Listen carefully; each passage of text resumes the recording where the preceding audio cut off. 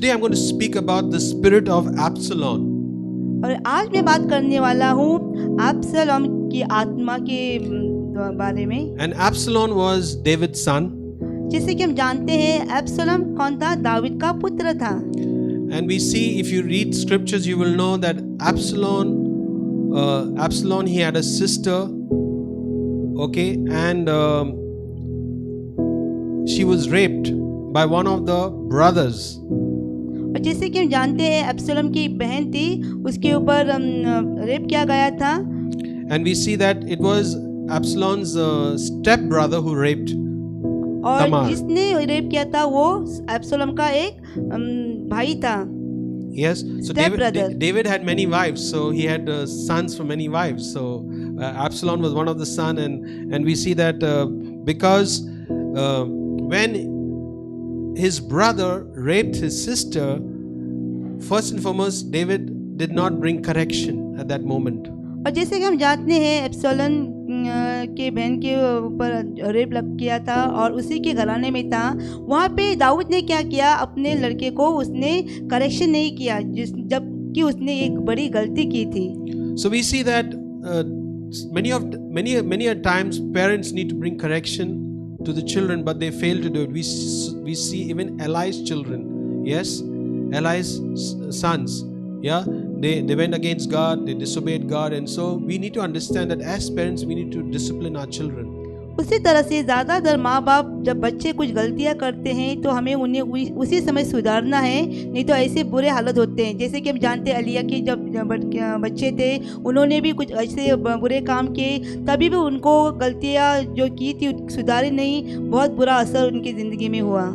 So now the spirit of Absalom is, we need to know a little bit about Absalom before I share with you. So let's turn your Bibles, if you have your Bibles, to 2 Samuel chapter 14 verse 25 to 20 and 26. It says, now in all Israel there was no man as handsome as Absalom, so highly praised, for that from the sole of his feet to the crown of his head there was no blemish in him. When he cut his hair off his head, for the end of each year he cut it, because its weight was heavy on him, he weighed the hair of his head at 200 shekels by the king's weight. So it was around 200 shekels, that is around 2 kilos. In one year he cut his hair. That means he had such long hair. He was a handsome man. And you can imagine, the women need to understand that part of it. But what I'm trying to share with you is that he was a man who was very handsome. अब्सलोम के बारे में बात करने से पहले हमको जानना है अब्सलोम कौन था। तो वचन में पढ़ेंगे 2 सैमुएल चैप्टर 14 वर्स 25-26 से लेकर, समस्त इज़राइल में सुंदरता के कारण बहुत प्रशंसा योग्य अब्सलोम के तुल्य और कोई न था, वरन उसमें नख से सींग तक कुछ दोष न था। वह वर्ष के अंत में अपना सिर मुंडवाता था, और जब जब वह उसे मुंडाता तब तक अपने सिर के बाल तौल कर राजा के तौल के अनुसार 200 शेकल भर पाता था। Now when I'm speaking about the spirit of Absalom, I'm not speaking specifically about only a male. A spirit does not have gender. So we got to understand that there is no male and female. When I speak about the Absalom spirit, I'm not saying it's a male spirit. Okay, it doesn't have a gender, so it can be in a man or it can be in a woman. The same spirit can operate in a man, it can operate in a woman. जैसे कि अगर मैं अब्सलोम के बारे में बात कर रहा हूँ, जो एक युवक का नाम है, इसका अर्थ ये नहीं कि यही युवक में ही ये आत्माएं आती हैं। आत्माएं, बुरी आत्माएं के लिए कोई जेंडर नहीं है, या फीमेल और मेल। ये आत्माएं हैं जो आदमी पर या औरत पे के द्वारा कार्य करता है। Yes, we will see next Sunday on the spirit of Jezebel that we're going to speak about. अगले इतवार को हम सीखेंगे जेजेबेल के स्पिरिट के बारे में, जो आत्मा के द्वारा कार्य करता है। This month series is we're going to speak on Satan's plans. So Satan's plans is that his plans are the spirits, the evil spirits that work and dwell in people, and how do they dwell? और क्योंकि ये महीना पूरा हम सीख रहे हैं शैतान के कार्य को किस तरह से वो अलग अलग चिन्ह का इस्तेमाल करता है परमेश्वर के हर योजना को ख़त्म करने के लिए, तो ये महीने हम सीखेंगे और आज हम सीखेंगे एब्सलोम का आत्मा किस तरह से मनुष्य के द्वारा कार्य करता है। Now we got to understand that the spirit, the handsome spirit, is like the angel which was thrown from heaven, who rebelled against God. Yes, the spirit of Lucifer. So he was one of the most beautiful angels which was thrown from heaven, and we can understand it is the same spirit that was at work in Absalom. और जैसे कि हम सीखते हैं और जानते हैं Lucifer जो सबसे सुंदर एंजल था, किस तरह से शैतान का आत्मा आया और उसके द्वारा कार्य किया। He wanted to be like God, he rebelled against God and he was thrown from heaven. और वो सबसे सुंदर था, उसमें इतना घमंड आया उसकी सुंदरता के लिए कि परमेश्वर के खिलाफ गया और परमेश्वर ने इसी के कारण लूसीफर को स्वर्ग में से संसार में नरक में भेजा। Equal to God. वो चाहता था कि वो परमेश्वर के समान बने। So we see that when we're talking about the spirit, now you do not need to fear about the evil spirit, because the Bible says that God has given us who believe in the word of God, it says he's given us authority to trample on snakes and scorpions and every powers of wickedness in the high places. दुष्ट आत्मा से आपको डरना नहीं है, क्योंकि परमेश्वर कहता है जो आत्मा उन्होंने हमें दिया है, जो अधिकार परमेश्वर ने हमें दिया है, हमारे लिए काफी सारे दुष्ट आत्मा को खत्म करने के लिए। So when I'm speaking to you about the spirit of Absalom, I want you to be aware how it works. It doesn't mean that if you have a spirit on Absalom, that if you're prayed over, that you have to roll over the floor as manifestation. It doesn't need to only manifest in that form. It manifests in different forms, and this is one of the forms that you need to understand and be very sharp and understanding which spirit is operating, maybe in your business, in your church, wherever it is, that you have to be very sharp and say, God, give me discernment to discern which spirit is operating in the people who are with us. और जैसे कि मैं बात कर रहा हूँ एब्सलोम का आत्मा किस तरह से कार्य करता है, मैं चाहता हूँ कि आप चतुराई से इस चीज़ को ध्यान से समझे सुने, क्योंकि आपको परखना है जब ये आत्मा कार्य करता है, मानो आपके बिजनेस में या आपके कलीसिया में या आपके घरों में, ये किसी प्रकार से आता है और हर तरह के कार्य के द्वारा वो प्रकट करता है। ऐसे आत्माएं जब वे कार्य करने को शुरू करते हैं तो आपको चतुराई से परखना है, ध्यान से आपको सुनना है और देखना है कि आत्मा कैसे कार्य करने के लिए शुरू करते हैं।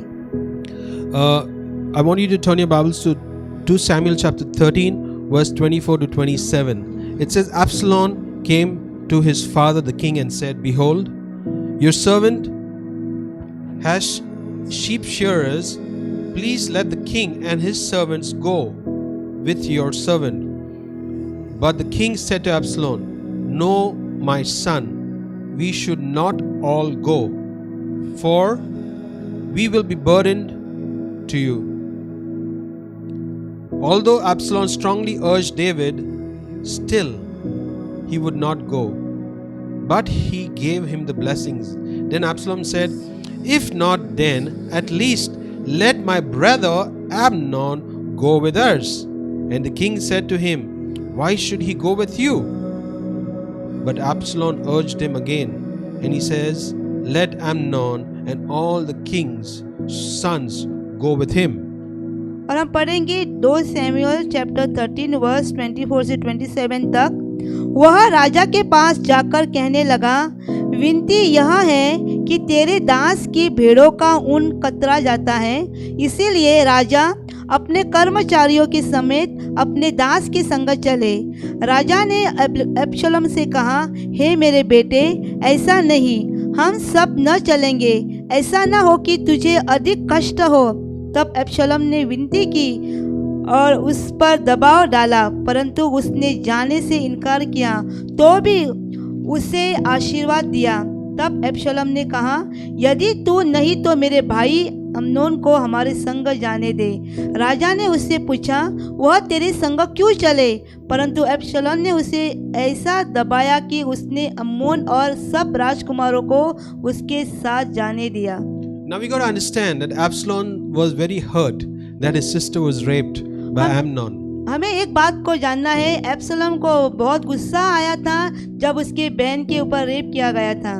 So he made his mind that he wants to kill Amnon. तो इसीलिए उसने अपने दिमाग में ठान लिया था कि मैं उसका खून करूंगा। So he had bitterness in his heart. एब्सलोम के मन में बहुत कड़वाहट पैदा हुई थी। So we see that this spirit is at work in many people's lives. We carry bitterness in our hearts. और ऐसे ही कड़वाहट के द्वारा ये आत्माएं मनुष्य के द्वारा कार्य करने के लिए शुरू करती So he हैं। decided that he wants to kill his brother. इसीलिए उसने निर्णय लिया था कि मैं मेरे भाई का खून करूंगा। So he used different strategies. He was very manipulative. He would manipulate and say he would use different plans, strategies of seeing how he could get his brother to be और killed. इसीलिए एब्सलोम ने बहुत कुछ कार्य की जो ऐसे शुरू किए कि वो चाहता वो कार्य शुरू करने लगा। अलग अलग तरीके से उसने कार्य किए कि किस तरह से वो अपने भाई को मार डाले। So Absalom's spirit was a manipulative spirit with hidden agendas, strategies, treachery and hidden alliances. तो एब्सलोम का ये कार्य बहुत तरीके से उसने शुरू किया, मानो कि उसके मुंह पे तो कुछ दिखाई नहीं दे रहा था, छिपा के उसके अंदर भी जो कार्य प्रकट हो रहा था, अलग अलग तरीके प्रकट हो रहे थे इसको मारने के लिए। So verse 28 to 29 it says, Now Absalom commanded his servants, notice carefully, when Amnon's heart is joyous with wine, and when I say to you, strike Amnon, then kill him. Do not be afraid. Have I not commanded you myself? And in doing so, have I not taken full responsibility for his death? Be courageous and brave. So the servants of Absalom did to Amnon just as Absalom had commanded. Then all the king's sons got up, and every man mounted his mule and fled away. तो हम देखते हैं आगे वचन 20 से 29 तक। तब एब्सलोम ने अपने सेवकों को आज्ञा दी, सावधान रहो, और जब अम्नोन दाख मधु पीकर नशे में आ जाए और मैं तुमसे कहूँ अम्नोन को मारो, तब निडर होकर उसको मार डालना। क्या इस आज्ञा का देने वाला मैं नहीं हूँ? हियाव बांधकर पुरुषार्थ करना। So what Absalom's strategy is, my hand should be clean. That was his strategy. Now that's a spirit. They use someone else to kill. They use vasuli. They use the word vasuli. They don't do the work. They tell someone else to do the work. तो यहाँ पे हम क्या देखते हैं, एब्सलोम ने अपने हाथों के द्वारा उसका कत्ल नहीं किया। उन्होंने क्या किया, दूसरों का मदद लेकर इसको सावधानी से उस भाई को मार डाला। So this is a spirit that uses people against people. तो यही आत्मा है, क्या करता है, अलग अलग लोगों में कार्य करता है और उन लोगों के द्वारा ही एक दूसरों का कत्ल करते हैं। Now this spirit undermines the authority, okay? Whichever authority is there, they will not respect the authority. They will do whatever they want to do. और जब ऐसा आत्मा कार्य करने को शुरू करता है तो वो क्या करते हैं, जिसके ऊपर अधिकारी रहते हैं उनको भी वो मान सम्मान नहीं देते हैं। Another work of this spirit is that they always want to be in the limelight. They want to be, known everywhere. In the limelight, they want recognition. This spirit needs recognition. और दूसरी तरह से वो कैसे कार्य करता है, ऐसे आत्माएं जब इंसान में कार्य करते हैं तो वो क्या करते हैं, अपने आप को बढ़ाते हैं। वो चाहते हैं कि सबकी नज़र उनके ऊपर रहे और पूरा ध्यान उन्हीं के ऊपर जाए। So we see that this spirit works very subtly of showing that they want position, they want authority, and what Absalom wanted to do is he wanted to kill his father and be the king. और ये आत्मा जब कार्य करते हैं तो वो अपनी जगह को हिलाते नहीं हैं, वो अपने आप को इस तरह से रखते हैं मानो कुछ हुआ ही नहीं है। अपने आप को ऐसे दर्शाते हैं कि वे राजा हैं और उनका वही स्थान है, क्योंकि वो एब्सलोम अपने पिता को भी मारने की कोशिश कर रहा था। Yes, so it's a very subtle spirit. Yes, and we can you can turn your Bibles to 2 Samuel 15 verse 1 and 2. और हम 2 शमूएल चैप्टर 15 में 1 और 2 पढ़ेंगे। After this, Absalom provided for himself a chariot and horses and 50 men as runners before him. He would get up early and stand beside the road of the gate of the city where the court was held. And when any man who had a dispute came to the king for judgment, Absalom would call him from the city, from what city are you from? And he would say, your servant is from the tribe of Israel. इसके बाद अब्सलोम ने रथ और घोड़े और अपने आगे आगे दौड़ने वाले 50 मनुष्य रख लिए। अब्सलोम सवेरे उठकर फाटक के मार्ग के पास खड़ा हुआ करता था, और जब जब कोई मुद्दई राजा के पास न्याय के लिए आता, तब तब अब्सलोम उसको पुकारते पूछता था, तू किस नगर से आता है? और वह कहता था, तेरा दास इज़राइल के अमुक गोत्र का है। In verse 3 it says, from 3 to 6 it says, then Absalom would say to him, see, your claims are good and right, but there is no man appointed as the king's agent to listen to you. Moreover, Absalom would say, oh, that I were appointed judge in the land. Then every man who had a dispute would come to me, and I would get justice for him. And whenever a man approached to bow down before him, he would put out his hand, take hold of him and kiss him. हम 3 में पढ़ेंगे। This is how Absalom dealt with everyone in Israel who came to the king for judgment. So Absalom stole the heart of the men of Israel. So हम 3 में पढ़ेंगे आगे। तब अब्सलोम उससे कहता था, सुन, तेरा पक्ष तो ठीक और न्याय का है, परंतु राजा की ओर से तेरी सुनने वाला कोई नहीं है। फिर अब्सलोम यह भी कहा करता था, भला होता कि मैं इस देश में न्यायी ठहराया जाता, तब जितने मुकदमा वाले होते वे सब मेरे ही पास आते और मैं उनका न्याय चुकाता। फिर जब कोई उसे दंडवत करने को निकट आता, तब वह हाथ बढ़ाकर उसको पकड़ के चूम लेता था। So the spirit of Absalom is a self-promoting spirit. It wants to promote himself. तो अब्सलोम का जो आत्मा किस तरह से कार्य करता है, वो अपने आप की बड़ाई देता है और अपने आप को ही दर्शाता है। So you see that he had 50 men to go before him. So he made a plan and a strategy of showing how powerful he was. But he had no power. He was just showing it. He was just trying to prove. And that's the spirit at work in many people's lives today. और जैसे कि हम देखते हैं अब्सलोम अपने आप को कैसे दर्शाता है। उसने कितने 50 आदमियों को आगे भेजा था, क्या दिखाने के लिए? अपने आप को साबित करने के लिए कि वो कितना बड़ा बलवंत और सामर्थ्य राजा है। So Absalom was promoting himself. This spirit is a spirit hungry for recognition. This spirit wants to be recognized, to be known. और जब देखते हैं कि ऐसे आत्माएं क्या करते हैं, अपने आप की पहचान दर्शाते हैं, अपने आप की बड़ाई देते हैं और अपने नाम को ही वो साबित करना चाहते हैं। It's a very subtle spirit. It moves very subtly. It tries to show a lot of humility, but it doesn't have humility. It has pride and it has lust for power. This spirit needs power, needs pride. और जब ऐसे आत्माएं कार्य करते हैं तो वो क्या करते हैं, अपने आप को साबित करते हैं मानो कि उनके ज़िंदगी में कुछ भी गलतियां नहीं है, वो एक अच्छे इंसान है।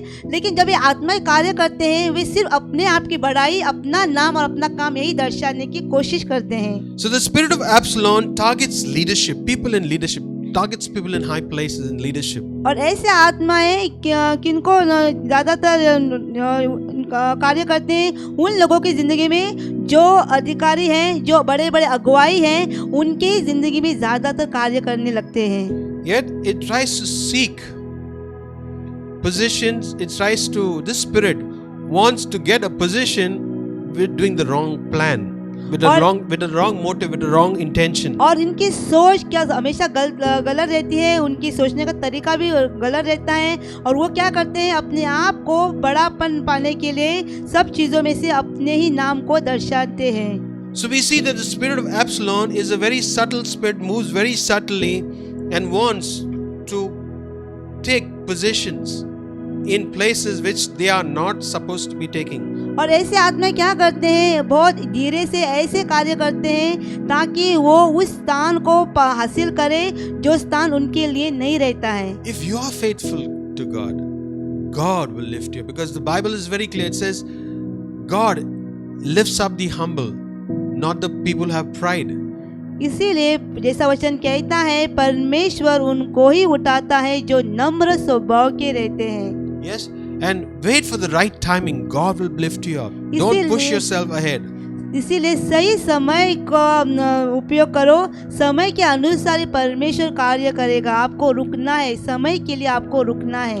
And we got to understand that the spirit of Absalom is a spirit of bitterness, and always you got to understand that if you have bitterness in your heart, it will be revealed. When light comes, it will be known. और ऐसे आत्माएं कैसे कार्य करते हैं, ज्यादातर जिनके मन में बहुत कड़वाहट रहती है और कड़वाहट के द्वारा ही वो कार्य करता है, और जब उजाले में हम आते हैं तो ये सारे कड़वाहट की बातें दिखाई देती है. And we see that Absalom had a spirit of subtly stealing the heart of people.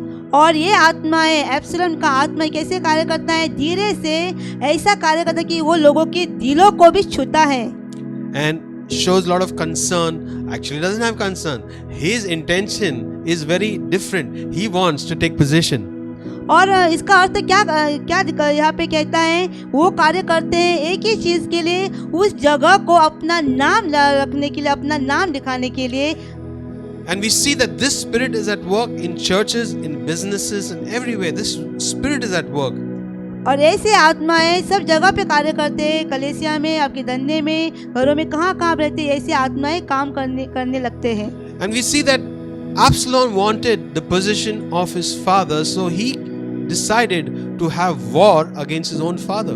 और जैसे कि हम देखते हैं, एब्सलोम जो पिता के खिलाफ भी था, वो चाहता था कि पिता की जगह उसको मिले और वो हर समय युद्ध में उसके लिए खड़ा रहता था. We got to remember that David was anointed by God. हमको एक चीज ध्यान में रखनी है, दाऊद को परमेश्वर ने अभिषेक से भरा हुआ था. We see that Samuel anointed David. जैसे कि हम जानते हैं, सैमुएल ने दाऊद को अभिषेक किया. But Absalom wanted to be self-appointed king. लेकिन एब्सलोम जो था वो खुद के लिए, खुद की नाम के कारण राजा बनना चाहता था. He wanted to be self-promoted. He wanted to be self-promoted. He wanted to take that position when it was not his timing. और वो चाहता था कि वो जगह को हासिल करे जो जगह उसके लिए नहीं थी, और समय के पहले ही उस जगह को वो, उस स्थान को वो हासिल करना चाहता था. Jezebel, the spirit of Jezebel stole the heart of Ahab the king. So we got to understand that these spirits work very subtly, and where you need to ask God for discernment to understand which spirit is at work. इसीलिए हमको परखना है, पवित्र आत्मा से मांगना है. जब ऐसे आत्माएं कार्य करते हुए दिलों को चुराते हैं और अपने हल्के स्वभाव से वो उनको छूते हैं, तो आपको मांगना है, परखना है इन आत्माओं को. And Absalom stole the spirit, the hearts of the people. He stole it. Yes, by trying to be very nice, very goody boy. You know, he was trying to be very nice. He used to come early morning with a big agenda. Yes, and he used to steal the hearts of people, and that's how he won the hearts of people, and many people came on his side. और एब्सलोम ने क्या किया, अपने स्वभाव को जो झूठा था, लोगों की दिलों को छुआ, अपने स्वभाव से, अपने कार्य से उसने इस तरह से अपने आप को दर्शाया कि जो भी उसको देखता था, हाँ उसका मन बहुत अच्छा है, बहुत साधारण स्वभाव का है. ये झूठे कार्य दिखाकर उन्होंने लोगों के दिल जीत लिए और अपनी ओर उनको खींच लिया. Further in 2 Samuel chapter 15 verse 7 to 9 it says, and after 4 years Absalom said to the king, please let me go and pay my vow which I have made to the Lord at Hebron, my birthplace. For your servant made a vow while I lived at Geshur in Aram, Syria. If the Lord will in fact bring me back to Jerusalem, then I will serve the Lord by offering sacrifices of thanksgiving. And David the king said to him, go in peace. So he arose and he went to Hebron. हम 2 शमूएल 15 में पढ़ेंगे वचन 7 और 8. 4 वर्ष के बीतने पर अब्शलोम ने राजा से कहा, मुझे हेब्रोन जाकर अपनी उस मन्नत को पूरी करने दे जो मैंने यहोवा की मानी है। तेरा दास जब अराम के गशूर में रहता था तब यह कहकर यहोवा की मन्नत मानी कि यदि यहोवा मुझे सचमुच यरूशलेम को लौटा ले जाए तो मैं यहोवा की उपासना करूँगा। राजा ने उससे कहा, कुशल से सेम से जा, और वह उठकर हेब्रोन को गया। Now, this spirit is a religious spirit. It tries to show everyone, I'm a very holy person. तो ये आत्मा क्या दर्शाती है कि मैं बहुत धार्मिक इंसान हूँ और अपने आप को दिखाते कि मानो वो बहुत पवित्र है। So it is just a show of spirit. So you got to understand, it is a religious spirit. He didn't want to actually serve God. He had ulterior motives. He had plans in his mind. He had strategies that he wants the position. Because of the position, it's a dangerous thing. You got to understand, it's a spirit at work, and that's the spirit of Absalom. He wants to be exalted. He wanted a position which is not his timing. तो यहाँ पे देखते हैं ये जब अब्शलोम कार्य दिखाता है कि वो बहुत धार्मिक है, उसका मन सही नहीं था। वो सब ये कार्य इसीलिए करता था कि वो उसको जगह मिले जो जिसके लिए उसका समय अभी तक आया नहीं था। इस जगह को हासिल करने के लिए उसकी मन की सोच बुरी थी और इसीलिए वो अपने आप को क्या बहुत धार्मिक दिखाया करता था। Further it says, but Absalom sent spies throughout all the tribes of Israel, saying, as soon as you hear the sound of the trumpet, you shall say Absalom is king over Hebron. Now he wanted to be self-proclaimed king, so he didn't want his father to bless him and say, now you're the king. He wanted the position of the king, so he wanted to be so he said that as soon as the sound of the trumpet comes on, he says, say that Absalom is the king of Hebron. Then 200 men from Jerusalem who were invited as guests to his sacrificial feast went with Absalom. They were innocently and knew nothing about his plans against David. See, the people respected David a lot, but we got to understand the plan of Absalom was to be the king. So he used different strategies. He wanted to kill his father to become king. और जैसे कि हम जानते हैं अब्शलोम के तरीके बहुत अलग तरीके थे, क्योंकि वो चाहता था कि वो राजा बने। उसका समय नहीं आया था, लेकिन वो अपने आप को राजा बनने की कोशिश कर रहा था। इसीलिए उसने क्या किया, धार्मिक तरीके से अपने आप को प्रकट किया। और जैसे कि हम वचन में पढ़ते हैं, हम 2 शमूएल चैप्टर 15 वर्स 10 से लेकर, तब अब्शलोम ने इज़राइल के समस्त गोत्रों में यह कहने के लिए भेदिए भेजे, जब नरसिंगे का शब्द तुमको सुनाई पड़े तब कहना अब्शलोम हेब्रोन में राजा हुआ। अब्शलोम के संग 200 निम्नलित यरूशलेम से गए, वे सीधे मन से उसका भेद बिना जाने गए। फिर जब अब्शलोम का यज्ञ हुआ तब उसने गोलीवासी अहीतोपेल को, जो दाऊद का मंत्री था, बुलवा भेजा कि वह अपने नगर गिलो से आए। So we see that his plan was very subtle. The people who he invited did not know his strategy and his plan. So you got to understand, this spirit works very subtly. You will never know how it works, and it takes over many places of maybe businesses. People who want to take over your business, or maybe that loyalty is not there. There's no loyalty. So you know that it's against the spirit of loyalty. It's a spirit to cheat.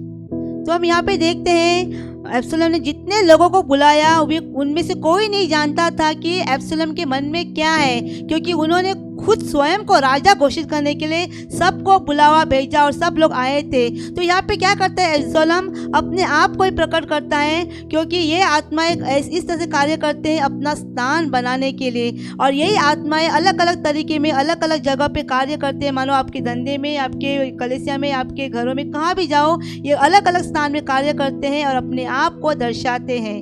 Now this spirit has a character of showing false humility. They are not humble.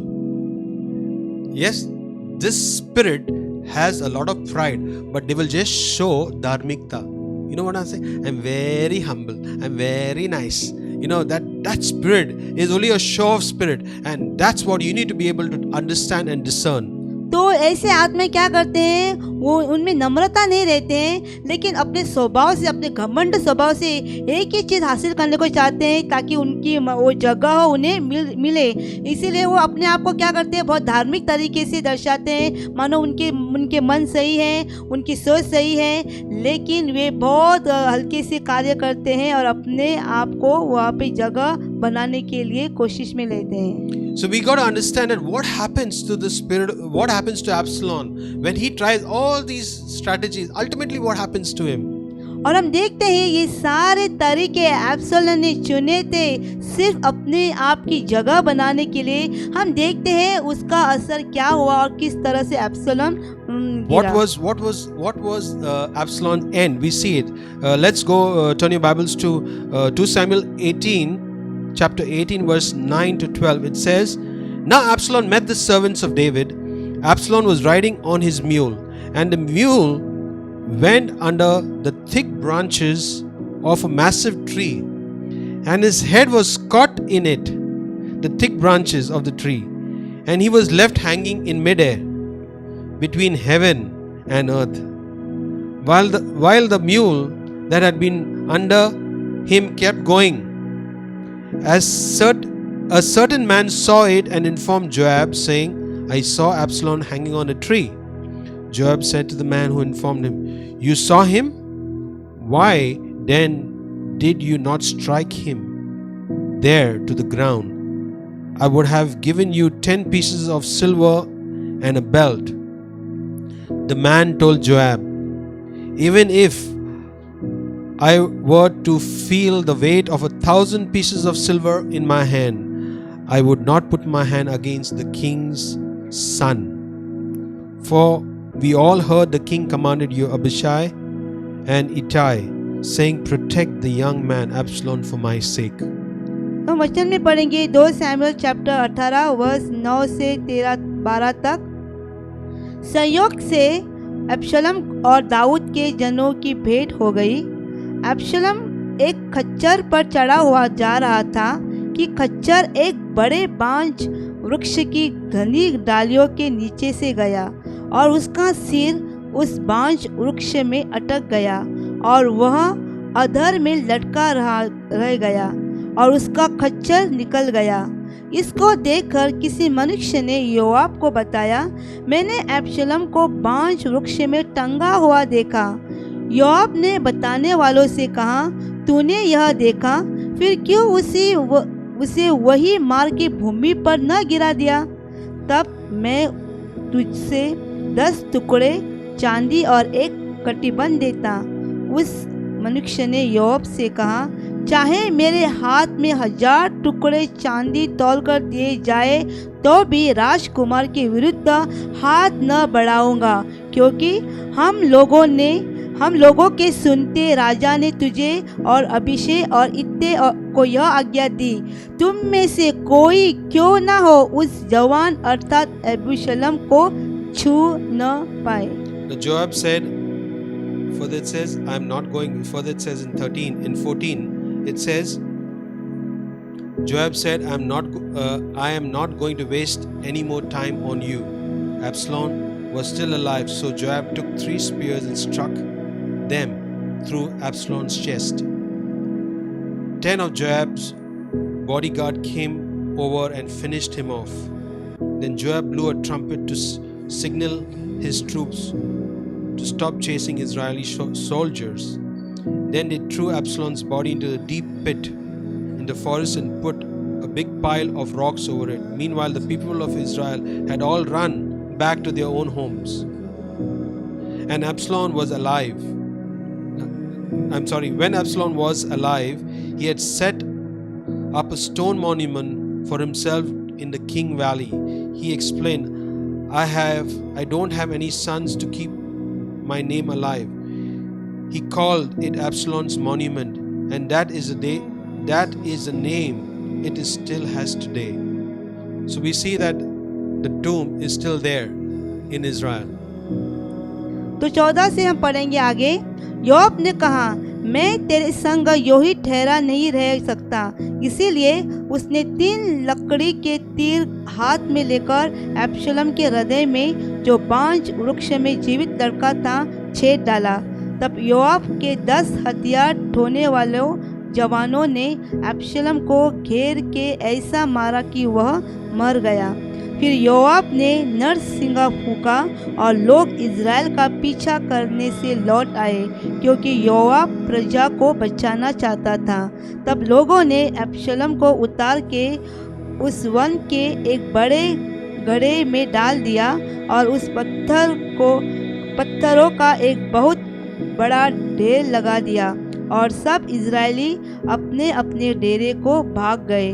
अपने जीते जी एब्शलोम ने यह सोचकर कि मेरे नाम का स्मरण कराने वाला कोई पुत्र मेरे नहीं है, अपने लिए वह लाट खड़ी कराई थी जो राजा की तराई में है, और लाट का अपना ही नाम रखा, जो आज के दिन तक एब्शलोम की लाट कहलाती है। We see that David gave clear instructions that not to kill his son, because he loved the son no matter what. Even though the son came against the father, और we see still David loved his son. और जैसे कि हम जानते हैं, दावीद राजा ने सबको सूचनाएं दी गई थी कि उसके लड़के को कोई नहीं मारेगा। जानते हुए भी उसके लड़के ने गलती की थी, फिर भी उसने अपने लड़के को बचाने के लिए सबको बताया था कि उसको कोई नहीं मारेगा। We got to understand that the spirit, if you entertain a spirit, ultimately it's going to kill you. इसीलिए हमको समझना है, अगर ऐसी आत्माएं जो कार्य करती है तो हमें ध्यान रखना है, नहीं तो ये आत्माएं खुद तुम्हें मार डालेगी। And we got to understand, moreover, it kills a person spiritually also. और हमको समझना है ये आत्मिक तरीके से भी आत्मिक मौत लाती है। And we need to be very wise, and we need to ask God for discernment when these spirits are at work, maybe in our church, maybe in our workplace, wherever it is. Those people will not last too long. They will somehow be revealed. They will be destroyed.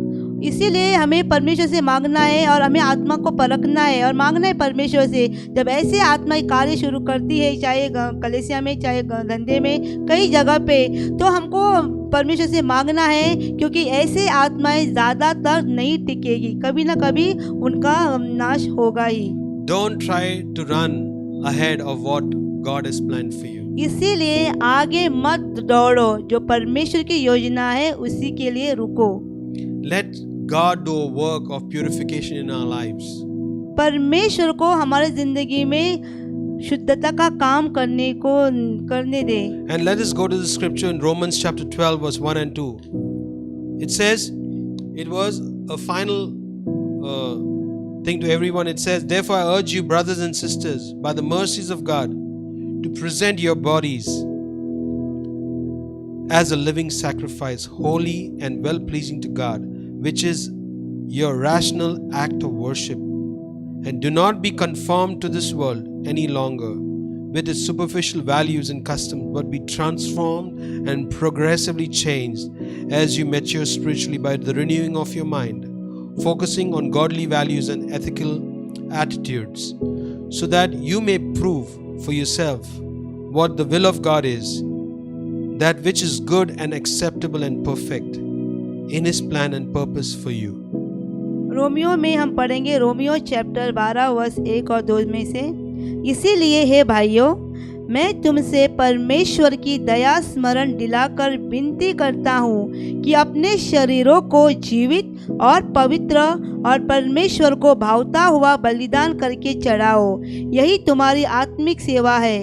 इस संसार के सदृश न बनो, परंतु तुम्हारे मन को नए हो जाने से तुम्हारा चाल चलन भी बदलता जाए, जिससे तुम परमेश्वर की भली और भावती और सिद्ध इच्छा अनुभव से मालूम करते रहो। So it's a clear instruction. It says our body is to be offered to God as a living sacrifice. We may need to wait for His timing, and God, it says, He shall exalt, He shall lift up the humble, people who humble themselves. Now, and He says He shall, it's very clear, the Bible is very clear. He says He shall exalt the humble, and the people who are having pride, He says they will be humbled. So you don't want God to humble you. We need to humble ourselves before God and say, Lord, help me to walk in your ways. Help me to be humble, oh God. इसीलिए बहुत ज़रूरी है जो सूचनाएं दी हैं हमें उसके ऊपर ध्यान देना है। हमारे शरीर के द्वारा हमें पवित्रता से परमेश्वर को अपनी भेंट चढ़ानी है। और जैसे कि परमेश्वर चाहता है कि हम नम्रता से चले। हमारे अंदर जब घमंड रहता है तो परमेश्वर उस घमंड को नहीं निकालेगा। हमें प्रार्थना में मांगना है कि परमेश्वर मुझे नम्रता का जीवन जीने के लिए मदद कर। We all need to go through a process of purification. We all need to go through a process of maturity. So don't run ahead of what your God has called you to do. And if God has a plan and a purpose for your life, no one can stop it. Amen. So I believe whatever plan and purposes, whatever blessings God has in store for you, don't try to rush ahead. Allow God to move. Don't use wrong strategies, wrong plans to come up. God will bring you up in His timing. इसीलिए परमेश्वर के समय के लिए रुको, परमेश्वर के आगे मत भागो। परमेश्वर के लिए जो योजनाएं आपके लिए हैं उसे कोई भी आपकी ज़िंदगी से निकाल नहीं सकता है। परमेश्वर अपने समय में सारी चीज़ आपकी ज़िंदगी में लाएगा। Don't start bringing people from another church to your church. Yeah, you don't need to do that. Yeah, you need to bring new souls into the kingdom. You need to teach people holiness. You need to teach them. That is not revival, that is survival. If you use people from other churches, you need to reach out and touch the world with the love of Christ. Amen. For all of us are called to do that. इसीलिए परमेश्वर अपनी आत्मा के द्वारा हमारे हर एक की ज़िंदगी में शुद्धता का कार्य कर रहा है। बहुत ज़रूरी है, हमें लोगों तक पहुंचना है। हमें एक दूसरे कलीसिया से लोगों को नहीं लाना है।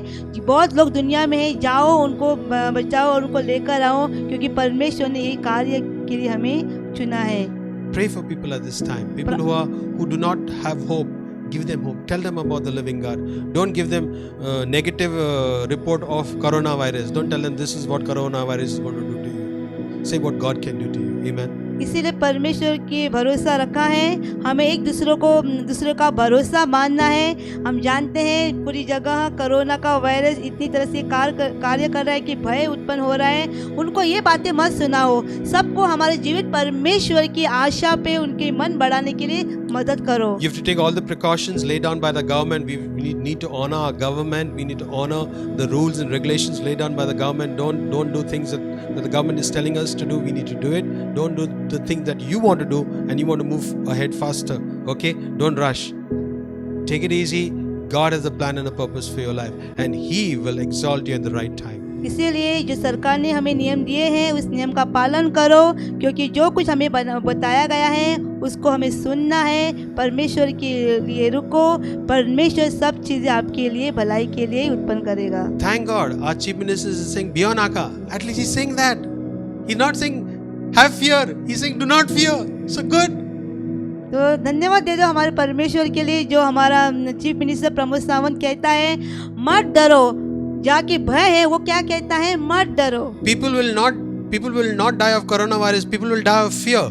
लोग कोरोना वायरस के द्वारा नहीं मरेंगे, ज्यादातर भय के कारण ही मरेंगे।